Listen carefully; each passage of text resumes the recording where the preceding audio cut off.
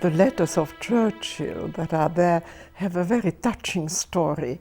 When my mother was 2 years old, came into our family, in the family of my grandparents, an absolutely wonderful and exceptional French-Swiss lady from Neuchâtel. And she stayed with our family, and she became really a chief of family as the times wore on.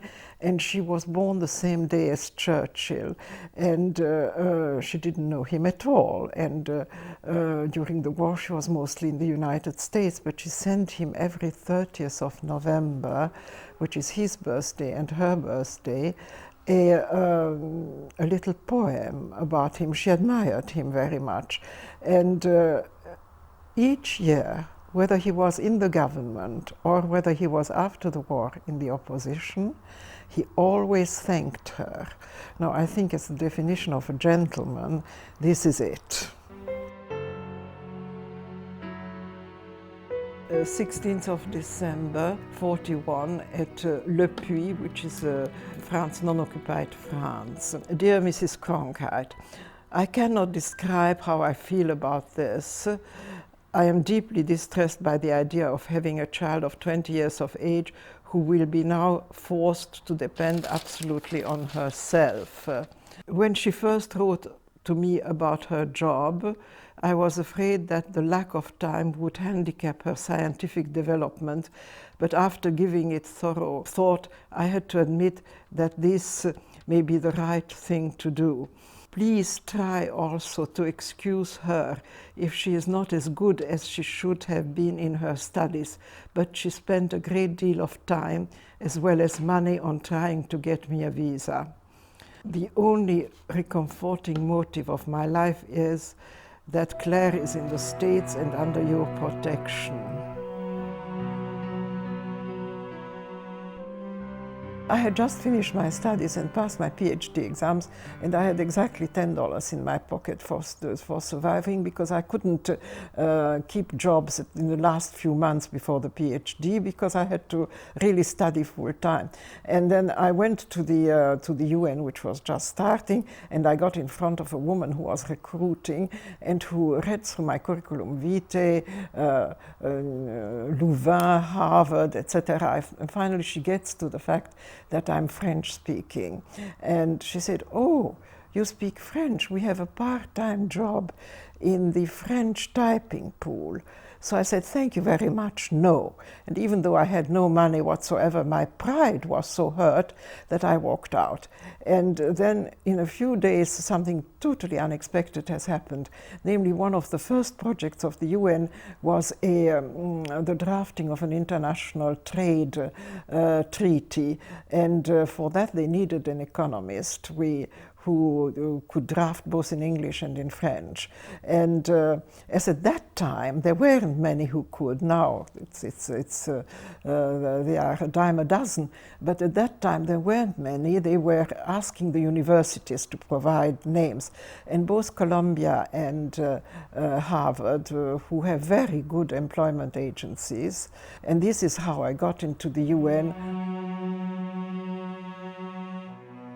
As I said, by 1970, the women in professional category were a disappearing species. There were always less and less. And they revolted, and this was a revolt in which I, who have relatively succeeded compared to other women, so I had no personal stake on it. Nobody could say she did it because she wants an advancement. So I was named chairman of this, and I took it very seriously, and I defended them very much, and I defended them publicly in front of Waldheim. And it led to something. They have changed the rules. They have established a quota of minimum, first 25 and then 35 and then 45% of women and so on. So in that way it succeeded. In that way it did succeed. Probably that's what succeeded best in my UN career, even though that was not what I was made for.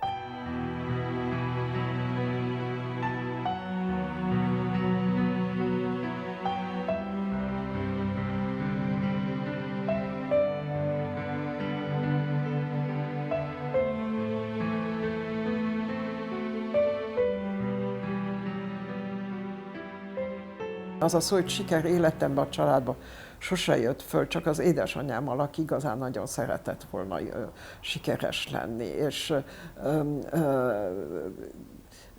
de velem, én sose gondoltam például, hogy én sikeres vagyok-e, vagy nem. A jó emberem nekem mindig az volt a nehézségem, hogy amikor írtam azt a rengeteg beadványt mindenféle politikáról, hogy sose tudtam, hogy valaki igazán elolvasta, vagy hogy érdekelte őket, vagy valami.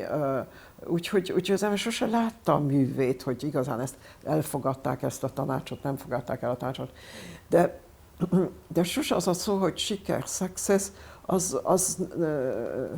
az nem jutott így eszembe, de azt most utólagosan látom. Az én édesanyám Radó Sámuel és Hirsch Nellinek volt a lánya. Radó Sámuel a Magyar Távirati Irodának volt az egyik alakítója, és azon felül politikai író volt. Nagyon benne volt a magyar politikai közéletben a Radó Sámuel, és nagyon sok könyvet írt. Hirsch Nelly egy festőnő volt, akit nagyon ismertek akkoriban Magyarországon, mert Gyulai Pált ő illusztrálta, és azon felül még több más könyvet is illusztrált, és ahogy látni lehet, nagyon sok képe itt van nálam.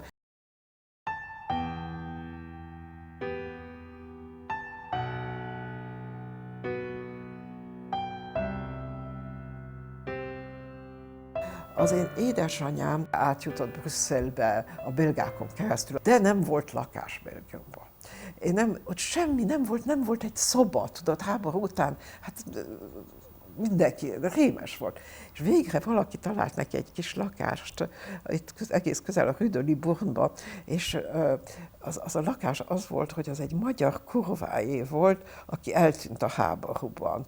Ez egy olyan lakás volt, ahol úgy látszik, mindenféle történt, ugye? De hát a háború alatt ez felbomlódott, és nem maradt senki, csak egy nagyon öreg szobalány, vagy valami. És amikor látta az édesanyámat bejönni, és hallotta a nevét, azt mondta, kérem, mi jól ismertük a férjét. Én Hedervári Lehelnek, Hévízgyörgyi Hedervári Lehelnek vagyok a lánya. Ő Újpest Gödöllőn született, és az apja főorvos volt, és tiszti orvos volt Gödöllő Újpesten. Ferenc József korában ő nemeséget kapott, és innen van a Hévízgyörgyi név. Az édesapám, mint képviselő a függetlenségi párthoz tartozott. Ez a párt Magyarország függetlenségét akarta, de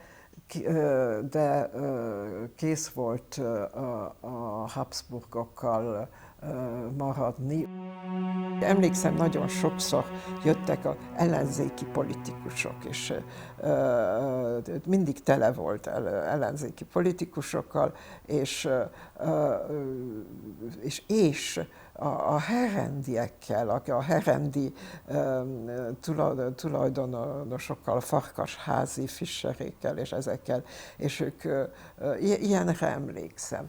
Ő a 32-ben halt meg, és díszsírhelyet kapott Budapesten, amit őszintén én erre csak úgy emlékszem, hogy az egész, hogy mindenki nagyon föllélegzett, mert anyagilag az nagyon jó volt, hogy díszsírhelyet kapott.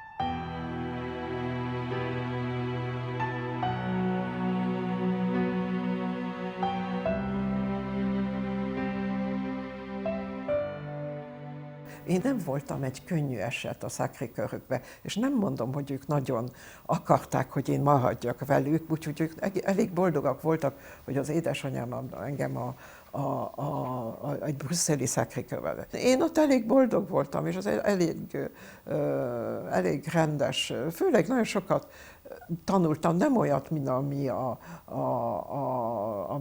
az életben, mit mondjam, praktikus, de tanultam. Talán a legnem praktikusabb dolog, amit tanultam, az, hogy kell meghajolni király előtt. Mivel Magyarországon nem volt királyság, én nem tudom, hogy ezt nekünk miért tanították, és egész életemben csak arra gondoltam, hogy tudjak egy olyan élményben lenni, ahol csak egyszer tudnék úgy lehaladni. Hát annyit tanultam, és ez végre megjött, mikor a belgák kitüntettek engem egy pár év előtt, akkor gondoltam, most a király előtt álltak. És mikor lementem, Krisztina azt mondta, nem, ezt már mi nem csináljuk Belgiumban.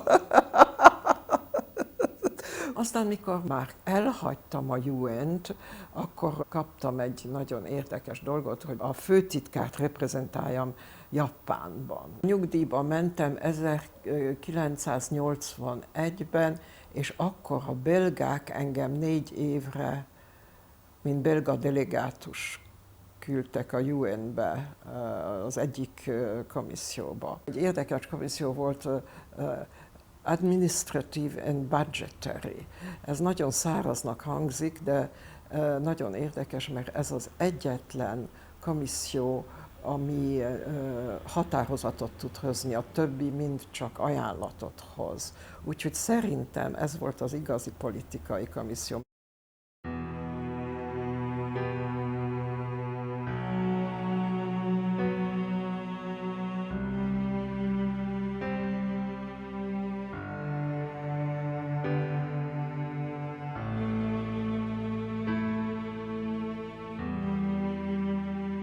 A baj az, hogy a UN-ben vagy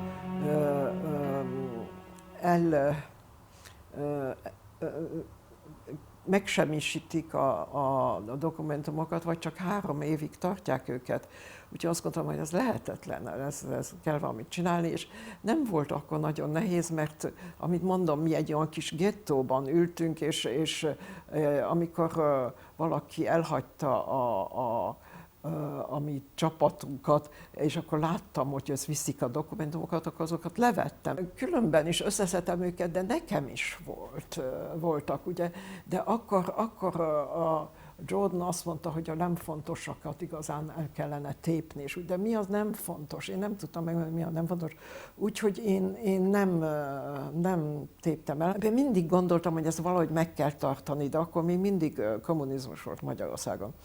Úgyhogy mikor én a UN-t elhagytam, mikor mentem nyugdíjba, akkor az embernek joga van a saját dokumentáját kivinni. De ezt a főtitkár helyettesnek alá kell írni. Hát arról szó se volt, hogy a szovjet főtitkár helyettes ezt aláírja, de én őszintén beszéltem az én főnökömmel, az amerikai főnökömmel, és azt határoztuk el, hogy mivel az orosz főnök nem jön ki minden nap, mert nem jön be minden nap, és mivel hogy akkor az egyik direktor helyettesíti, hogy megvárjuk azt a napot, amikor az én direktorom helyettesíti, aki ezt alá fogja írni. És ő aláírja. És 24 valódi ládát hoztam ki.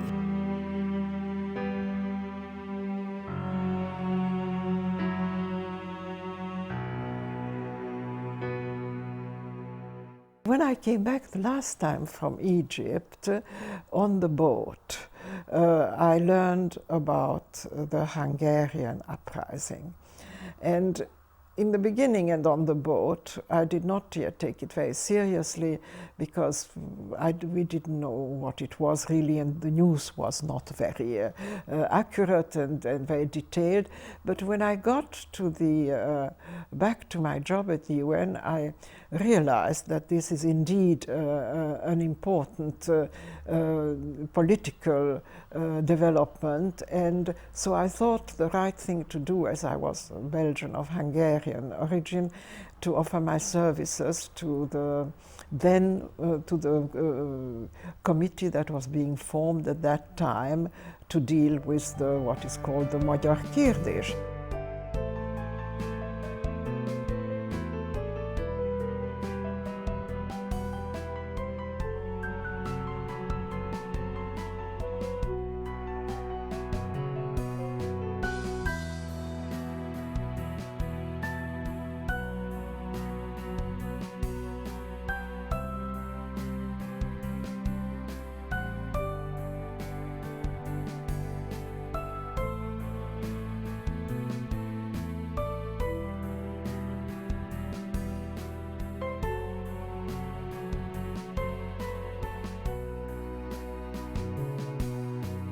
In the beginning, the unfortunate thing was that people who received the original cables from Nagy Imre did, for example, the legal council of the United Nations, had no idea who he was. That I had no idea, that really didn't matter. But that there was nobody at the UN who could place him.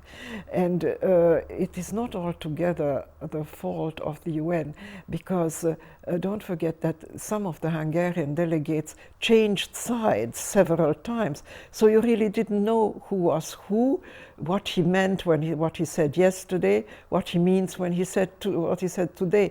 So the confusion on the Hungarian side was such that it made any understanding of the situation much more difficult. But obviously later on this got, alas, very, very clear. When I returned from Egypt, I went to see the director, Mark Jordan.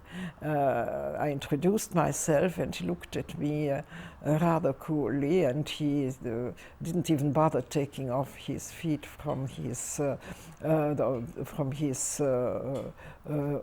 table, and he said that should the need arise, he would call me, but that they were rather anxious not to have people who had anything to do with Hungary or who were from Hungarian origin. So I went back to my office and did my own work, until one day the interpreters called me, and at that time the interpreters, the head of the interpreters was a Russian, a white Russian. The Soviets were not yet ready to send interpreters, and he said, would I do them a favor and read something out of a Hungarian book, because they are recruiting a Hungarian interpreter and they want to see whether they can find one. And so I said, with pleasure, and I came down and read, and there were no books in Hungarian, so I called up my mother, who lived close by to New York, and she said, oh, it must be the collected work of Albert Apponyi. So we thought that that was a little bit too heavy, and there was a handyman in the basement who was of Hungarian origin and who had a child, and the child had a book in which there were all the Hungarian children's tales, and at random I chose Piroska és a farkas, and I read that out in Hungarian.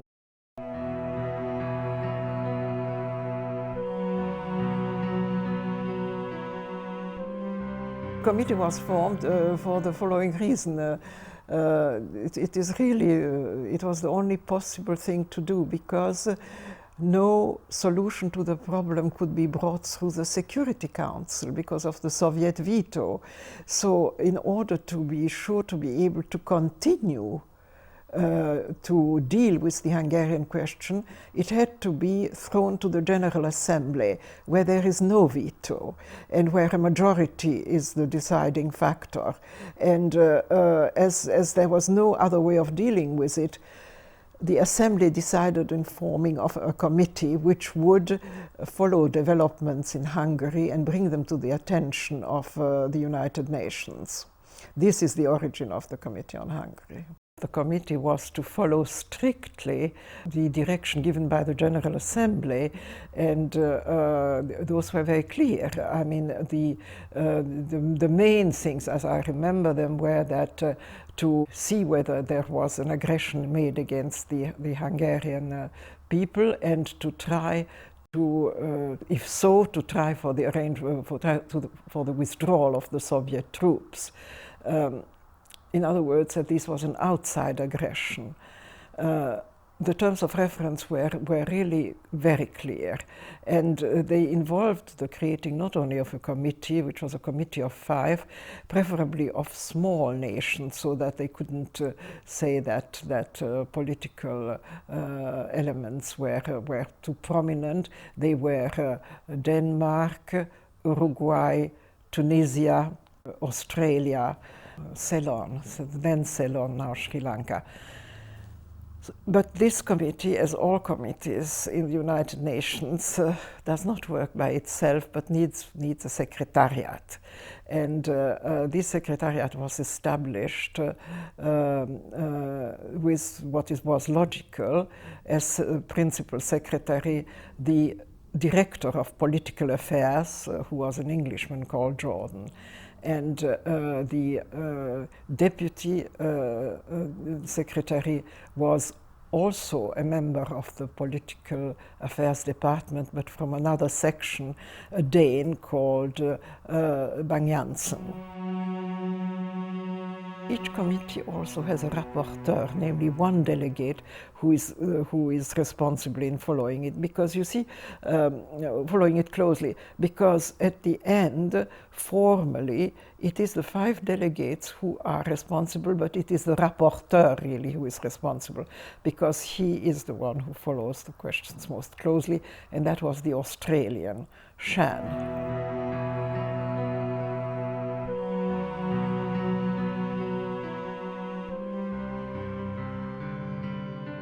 What was most interesting is that in the beginning, they, like most of us, really were not sure what this was all about.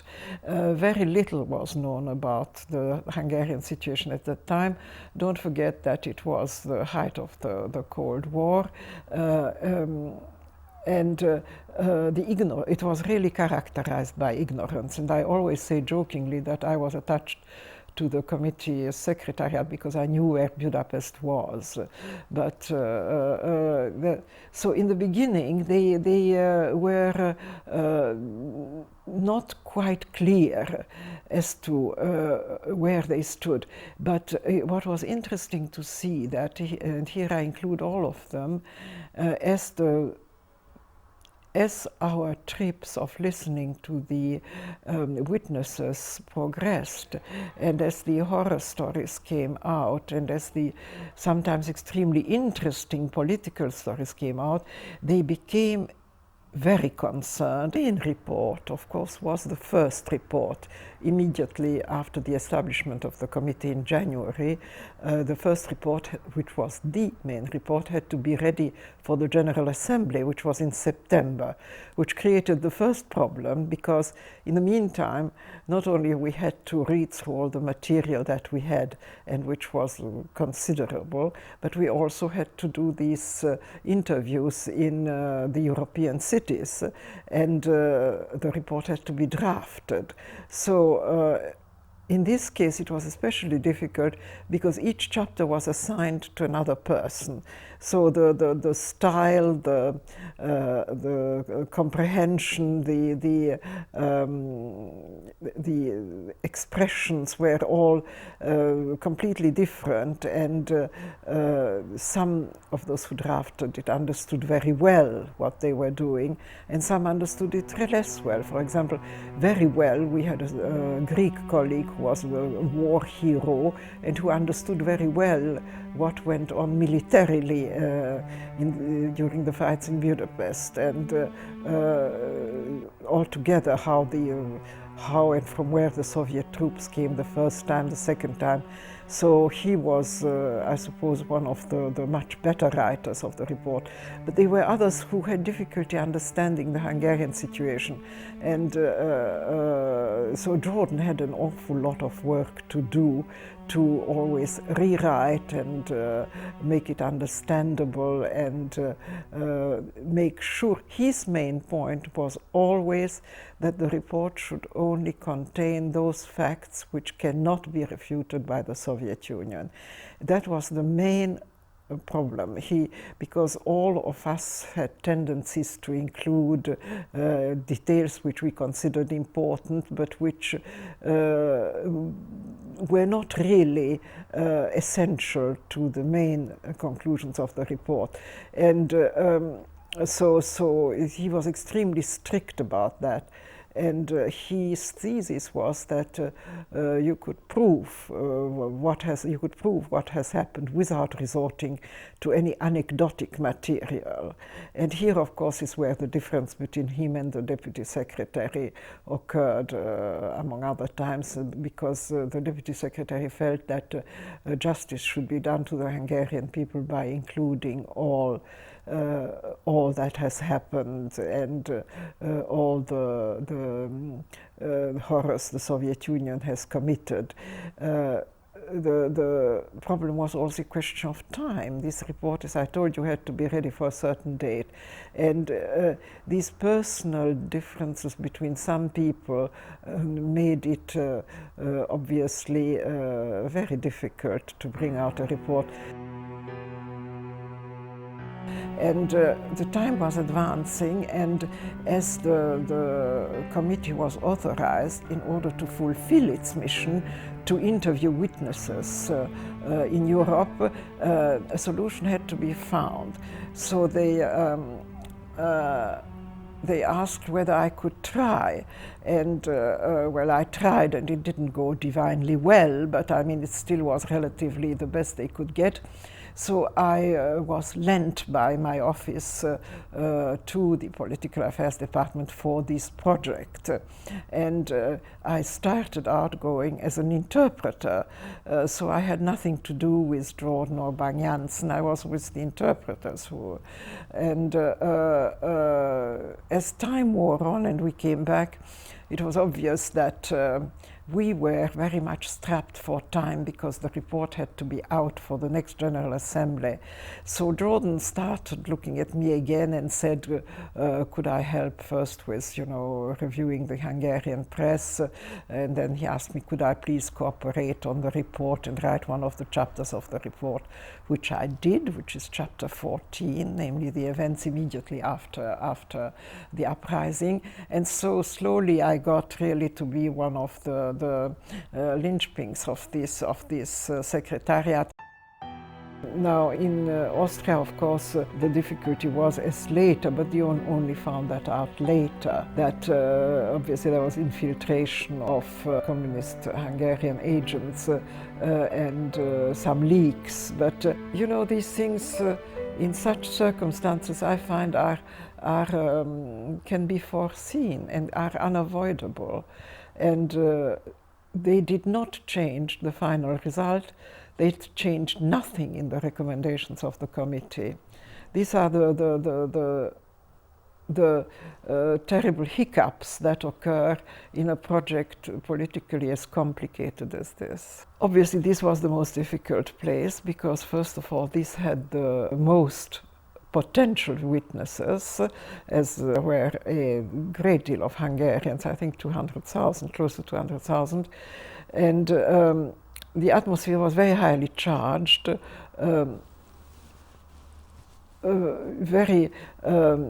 everybody wanted to testify, and it was very difficult to convince the prospective witnesses that it's not enough to have heard something or to have, but you had to take part in it, whether it was in a street fight, whether it was in a conversation in parliament, whether it was in a function of discussion among Hungarian politicians.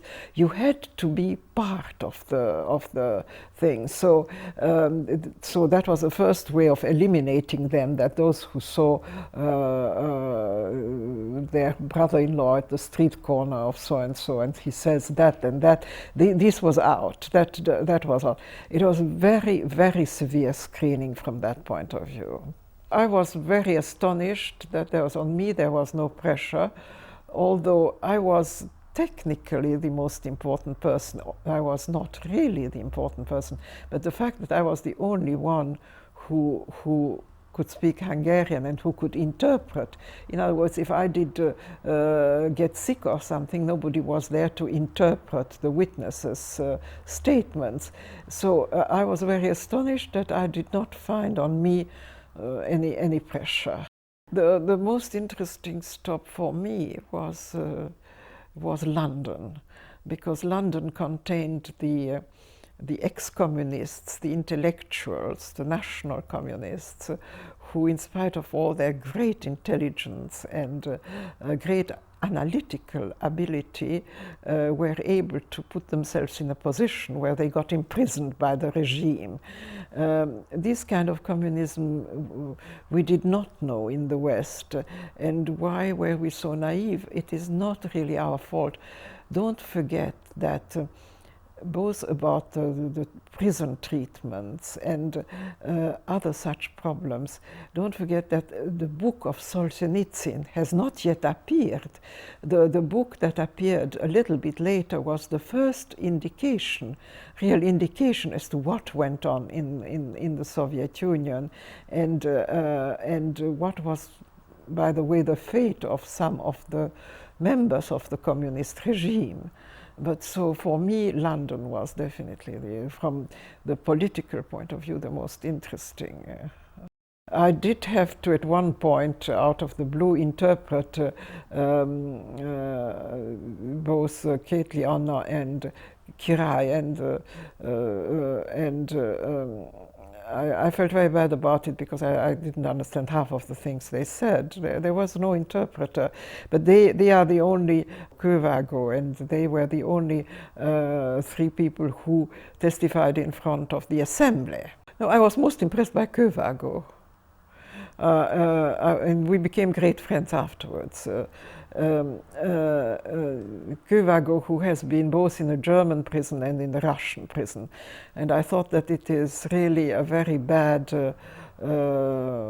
recommendation for our political era, where a man of middle ground with sound democratic ideas is put both in a German prison, in a Nazi prison, and then in a Soviet prison. My first meeting with him was just, he testified then before the committee too. And after he testified, I understood him to say that he said that everything got nationalized in Hungary, even the bordellos. And you know, everybody laughed and said, oh, the bordellos in Hungary were wonderful, and so on. And after the meeting, I went up to him and I said, isn't it absolutely amazing that the bordellos got nationalized? He said, I never said that. I said, bordé. I said, borbé, és nem bordé.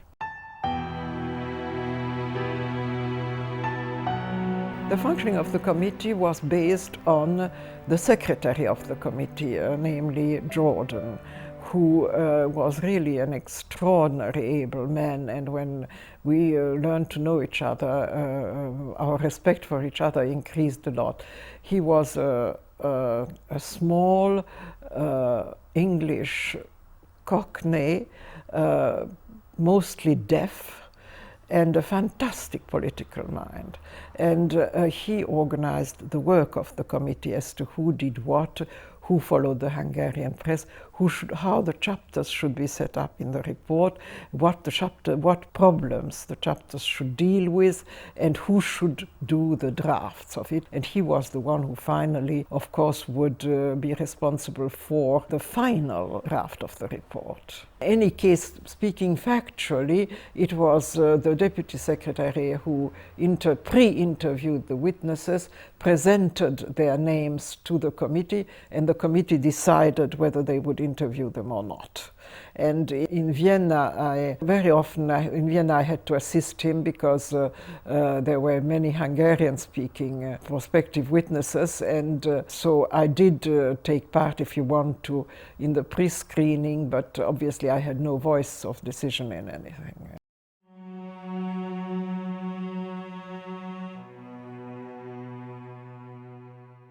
I think he killed himself, because I met him the day before, 2 days before, and I was by car, and he was walking, and so I stopped the car.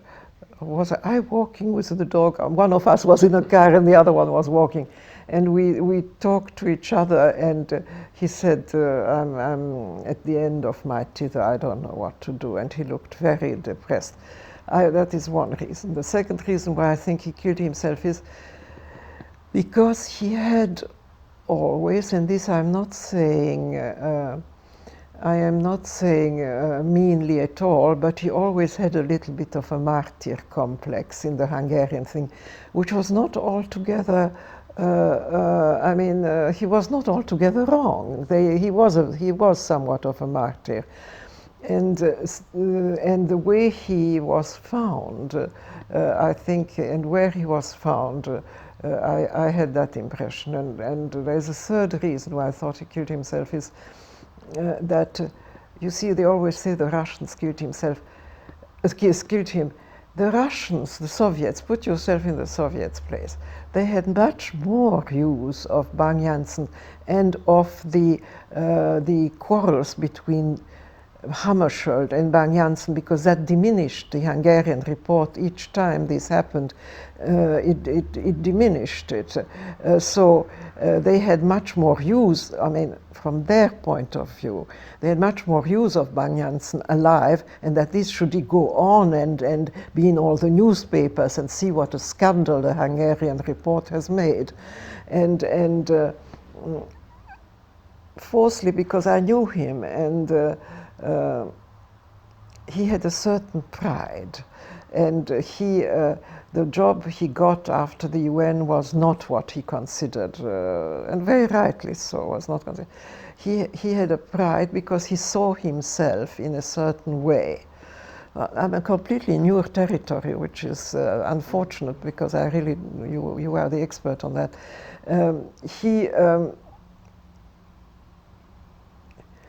He couldn't accept getting down on the ladder. He built himself up to a certain place, and he could not see himself fall down.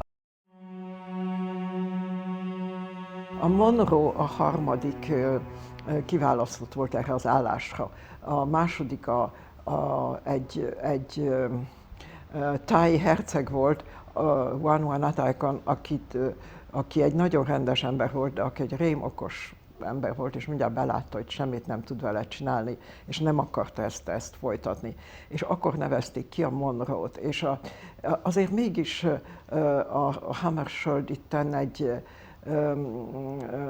vigyázott arra, hogy ezek elég magasrangú emberek legyenek, mind a kettő a General Assembly-nek az elnöke volt, úgyhogy magasabb itt nem lehet.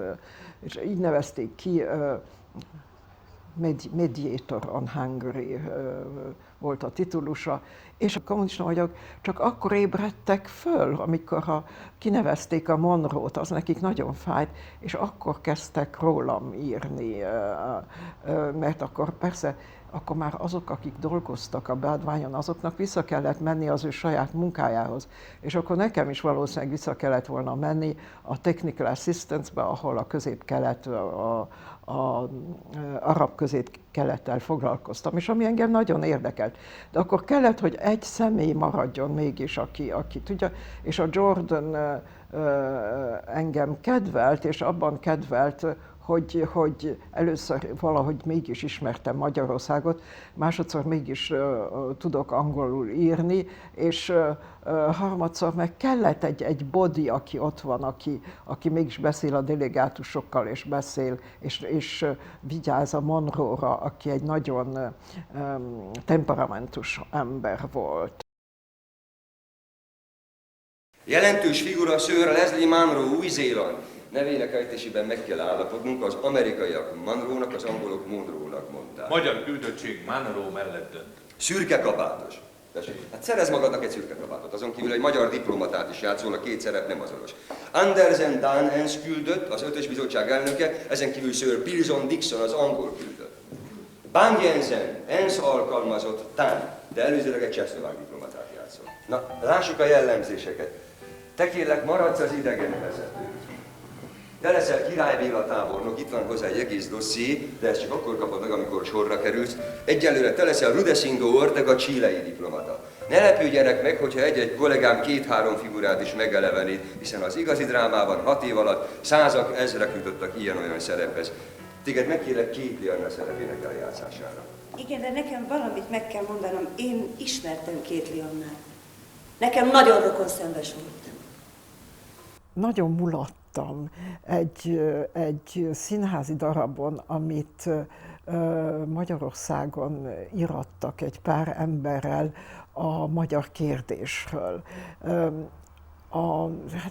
A baj az, hogy semmi nincs benne, ami történelmi igazság, mert és rólam is van szó, és ám bár én nagyon meg vagyok tisztelve, hogy egy olyan nagy színésznő játszott engem, mint a Esztergályos Cecília, mégis egyáltalán nem ismertem fel magam benne, inkább egy olyan kis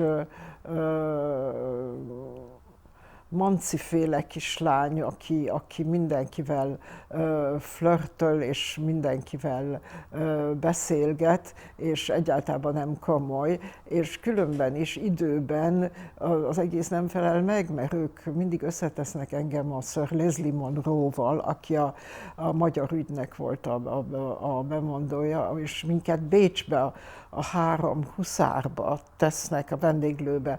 Először én életemben nem voltam a 3 huszárban, másodszor én sose voltam Bécsben, amikor a Monroe Bécsben volt.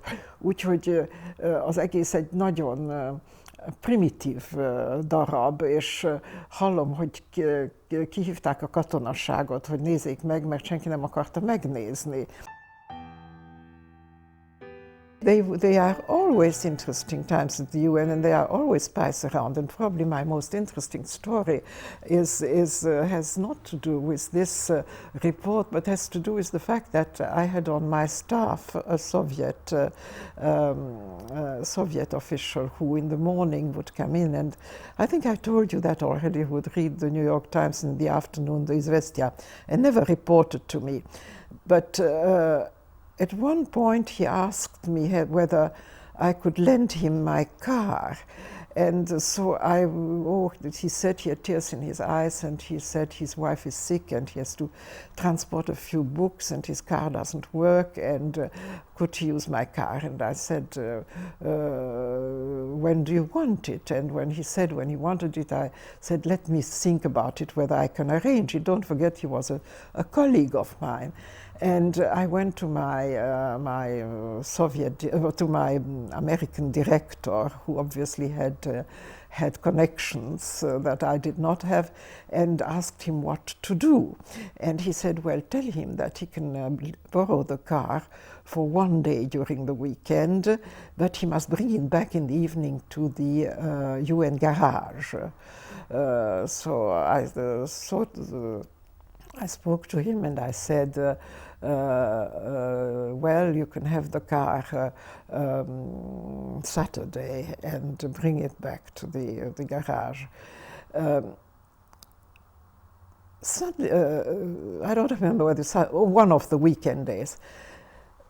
Monday morning, when I look at the news at television, which I always looked at before going to the United Nations, I had a very small apartment, and I would look at television from my bed between my 2 feet like that, and I see the television news saying that they just were able to catch a very important Soviet spy who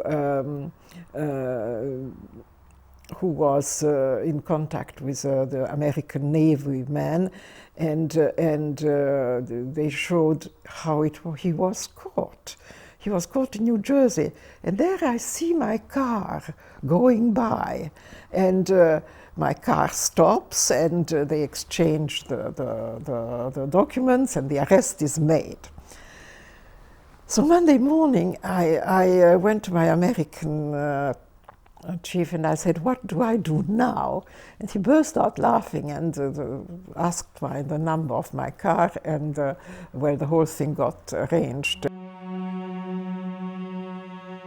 The Soviets, when they joined the UN, thought that the most important department from their point of view is the political department. But they were totally wrong, because it was not the political department, and furthermore, the political department became always less important because the secretaries general built up their own people around them. So important policy matters got decided in the office of the Secretary General. And when, for example, we wrote political papers, which we did the whole time, we sent a draft directly to the Secretary General, and then we sent the paper to the Soviets. And on occasion, the Soviets sent it to the Soviet Union because when they were careless, which they very often were, the papers came back with Cyrillic remarks in the margin.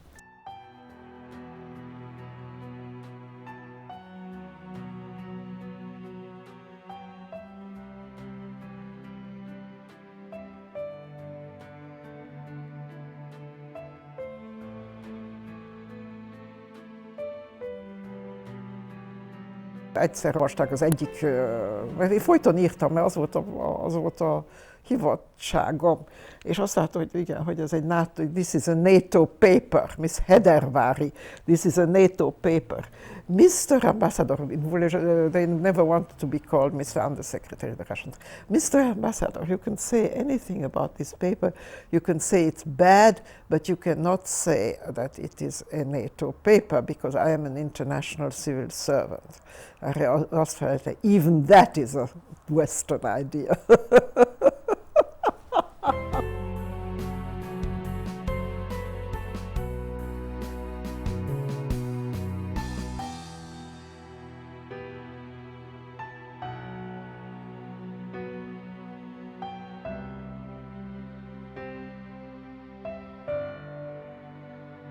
Somebody sent me the so-called történeti állambizottsági szolgálatok levéltárából. The things that pertain to myself, and I was much interested, and I was rather astonished again by the superficiality and obviously the total incorrectness of the reports. The only really correct report is the last one of the general, who says that it's enough now, we are not going to, it's not worthwhile following her anymore. And what is interesting, he also added that in this connection, a sentence which is very amusing. He said, and of course in that case the offer of the possible offer of a coffee pot does not hold.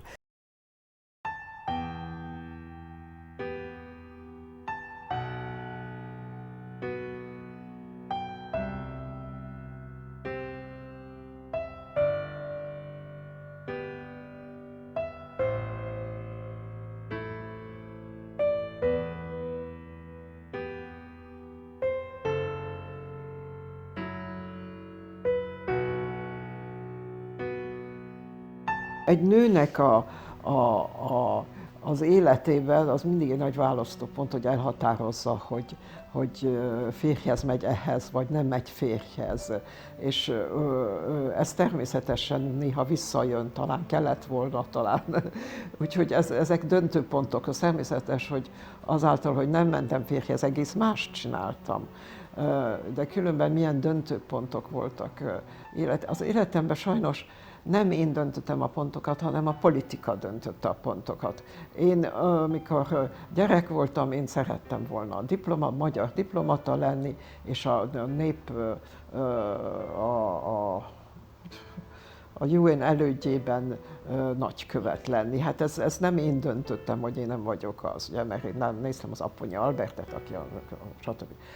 De úgyhogy az én életemben nagyon ritkán volt az, hogy én dönthettem, mondjuk hogy karrieremben. Én dönthettem a férfiakkal néha, de nem dönthettem a karrieremben, mert az mindig úgy ment, hogy ha ez nincs, akkor mi lesz? Vagy ez nem volt egy szolid karrier, ahol az ember egész biztos marad 60 évig, úgyhogy ez nagyon érdekes ez a kérdés, de az én feleletem azt hiszem az én életemben igaz, én nagyon keveset dönthettem.